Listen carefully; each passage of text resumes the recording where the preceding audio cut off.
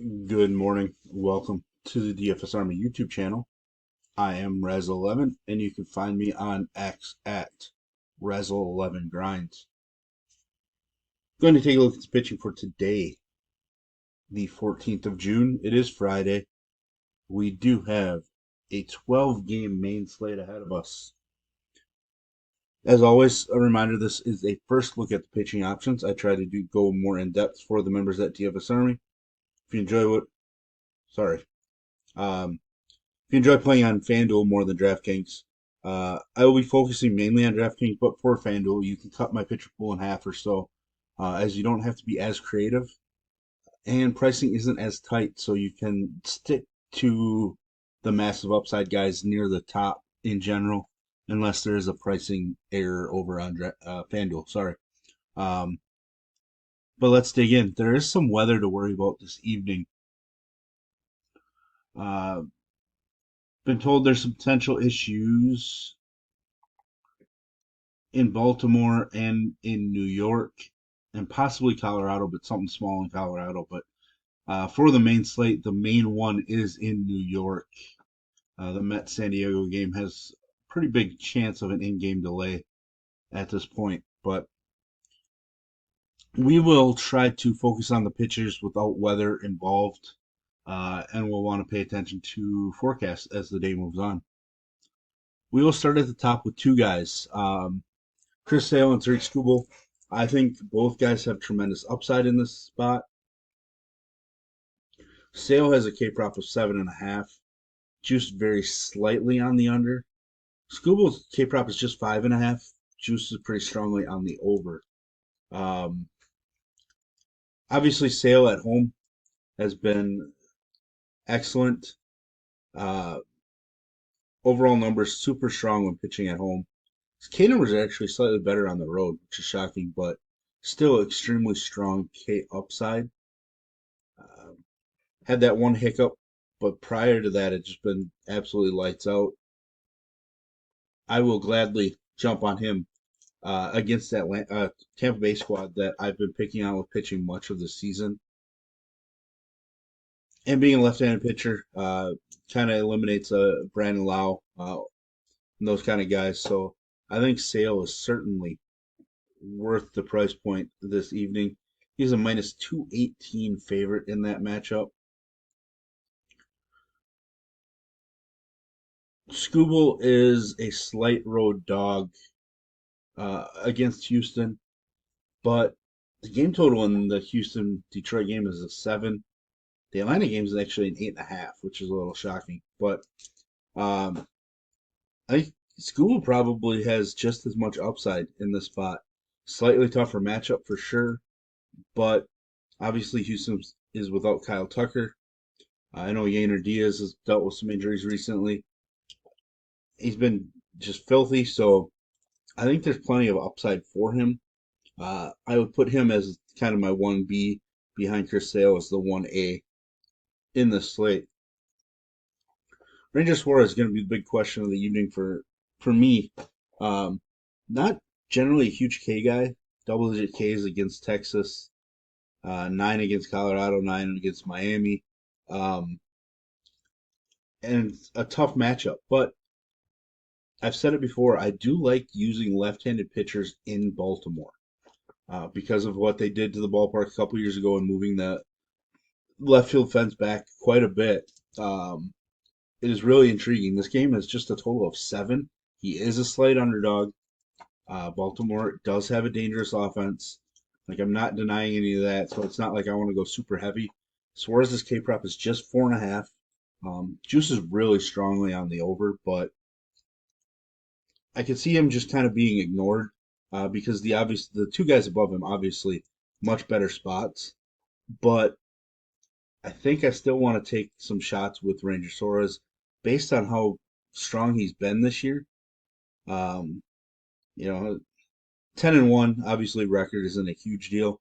The 181 ERA, whip of 0.85, really strong numbers, to be honest. He's averaging more fantasy points per game on the road as well. Something to point out.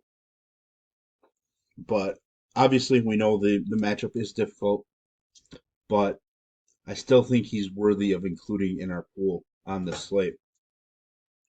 Freddie Peralta, traditionally and even this season, is strongest when pitching at home, where he's at tonight. Uh, does not walk guys when he's at home. K rate is stronger at home. Home run rate allowed is lower. Just across the board, just a stronger pitcher at home. Has not been sharp the last couple of starts, uh, which obviously is a worry, and I think some people are going to back off a little bit because of that. K prop is 7.5. Juice is slightly on the under for him. He's a minus 155 favorite. Game total of just 7.5. Um, I'm certainly going to be interested. Cincinnati can be had strikeout wise. They obviously do have some upside, some dangerous bats, power, etc.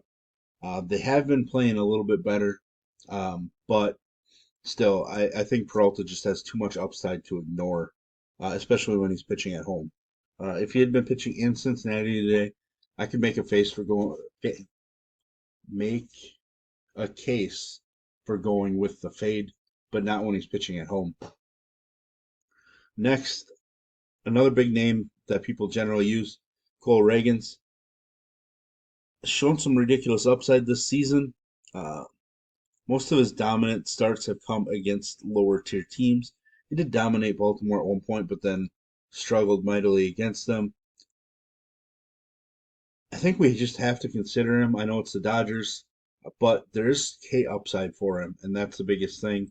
Slight road dog. Dodgers are minus 162 favorites, I think. Um, K prop of 5.5 juices strongly on the over.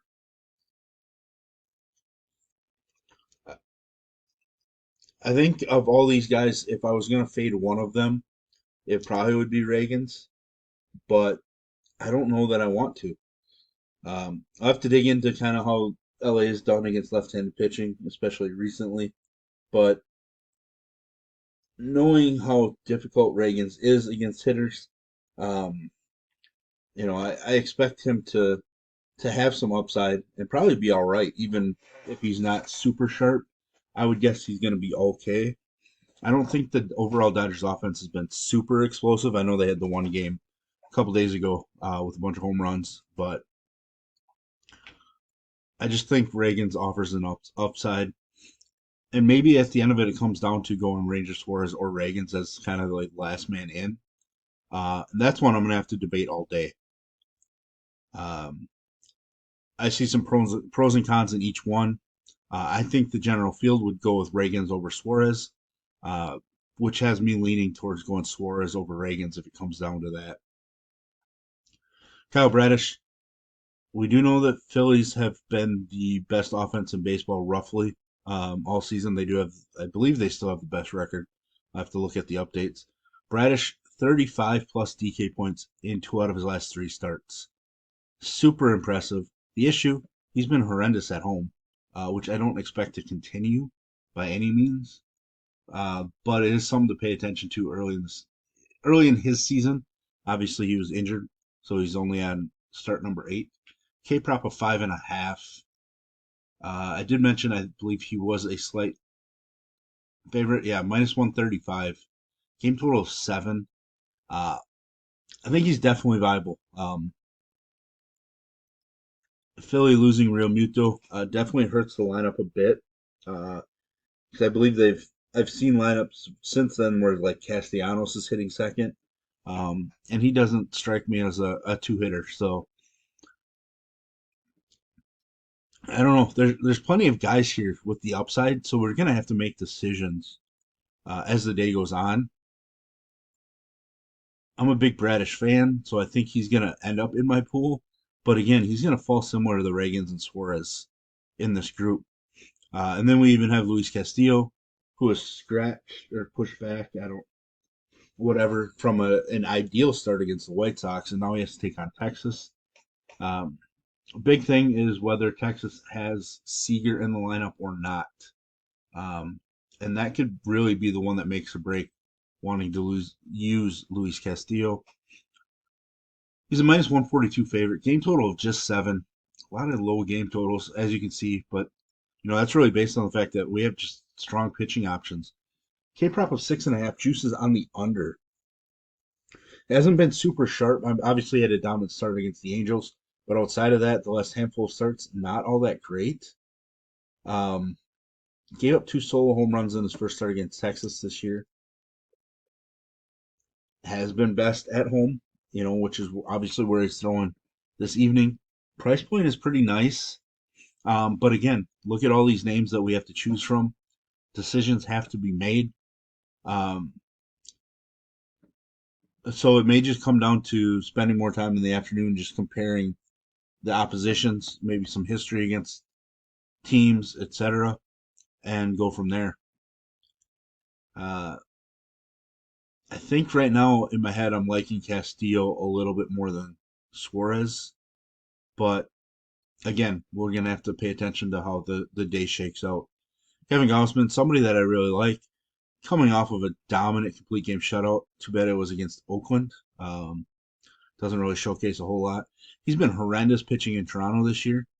That feels like it's opposite because I feel like last year he was dominant, but maybe I'm misremembering. Um, with that said, we know he has plenty of upside.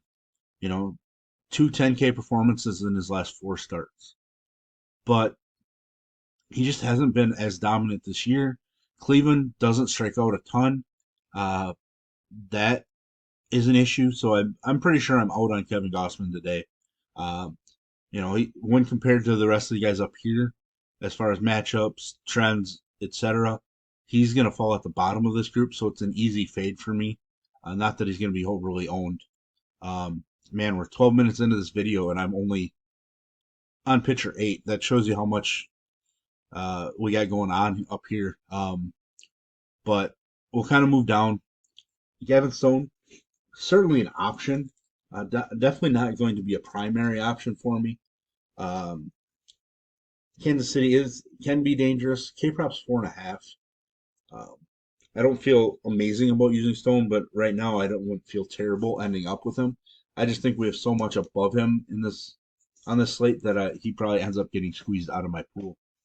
Hunter Green, somebody that I want to use because he has plenty of K upside, even though he hasn't shown it a ton this year.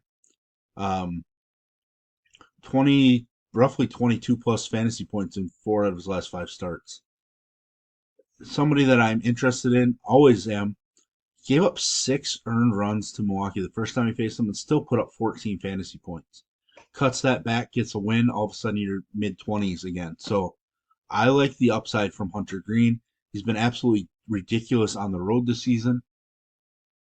Obviously, I've picked on Milwaukee a little too much, but I will gladly use Hunter Green uh, when he has so much upside.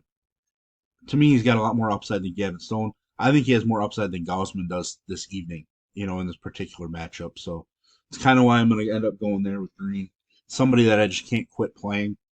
Um, Generally, I would have some interest in Waldron, but the weather scares me enough there that I might just remove him. He's kind of borderline for me. Going down, Simeon Woods Richardson for sure, going to get some interest against Oakland. Uh, I will be interested definitely in that one, but I need to make some decisions so my pool doesn't get too gigantic. His K prop's 5.5, juices on the over. Um, Kind of running out of time here on the slate. Um, but there's 2 other guys. Hunter Brown, so up and down, but 2 out of his last 3 starts have been so dominant. He has been better at home, and he was good against Detroit the first time he faced them. I'm definitely interested in Hunter Brown. And then even Andrew Heaney, K upside against the Seattle squad. 2 starts ago against Miami was elite, and now he gets Seattle, who strikes out more than any team in baseball. 2 other guys that I'm considering. So a lot of options on the slate for us that we're going to have to break down as the day goes on. So that's it. There's the first look. If you enjoy what I bring to you, please hit the like button, hit the subscribe button, turn the notification bell on, get the alert anytime we drop videos here at DFS Army. If you want to join us, get access to our coaches, tools, sheets, Discord, etc., I'll put links in the description below. You can use promo code RAZ, that's RAZ, for 10% off monthly. And as always, best of luck, everybody.